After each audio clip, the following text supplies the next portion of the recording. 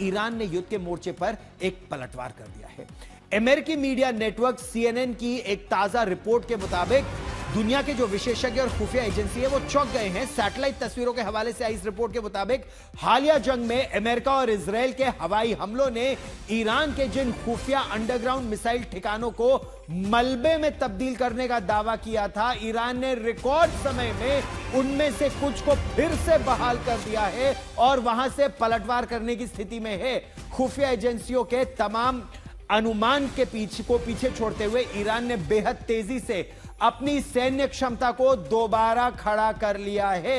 जंग के दौरान अमेरिका और इजराइल ने ईरान के 18 अंडरग्राउंड मिसाइल बेसिस को और 69 खुफिया रास्तों को और सुरंगों को बमबारी कर मलबे से उनके द्वार को बंद कर दिया था। अब खबर यह आ रही है कि उन 69 में से 50 रास्तों को ईरान ने बुलडोजर और डंप ट्रक की मदद से दोबारा खोलकर दोबारा चालू कर दिया है। वहां पर कार्रवाई फिर शुरू हो गई है।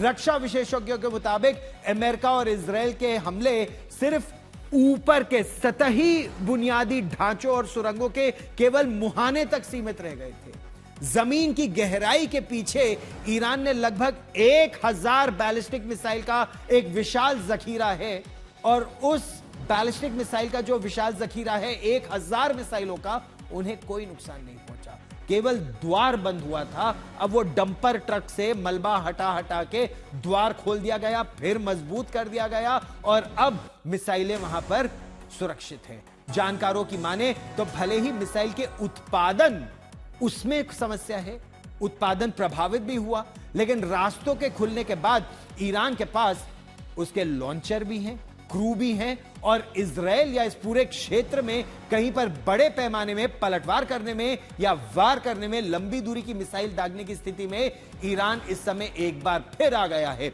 वैसे इजराइल की मीडिया ने यानी चैनल 12 की एक रिपोर्ट के मुताबिक ईरान ने न सिर्फ मिसाइल बेसों को बहाल कर लिया है बल्कि उम्मीद से कहीं तेज रफ्तार से बैलिस्टिक मिसाइल का उत्पादन भी ईरान ने शुरू कर दिया है।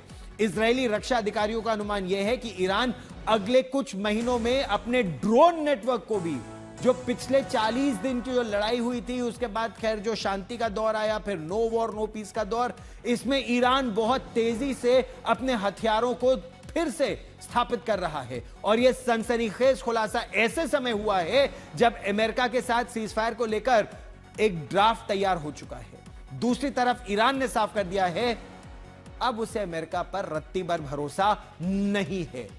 और इस समय का जो घटनाक्रम है उससे साफ है कि पश्चिम एशिया में युद्ध की आग ठंडी होने के बजाय पर्दे के पीछे सुलग रही है। एक हवा का झोंका और यह आग फिर से भड़क सकती है। यह पूरे मध्य पूर्व में इस समय सबसे बड़ा तनाव का कारण है।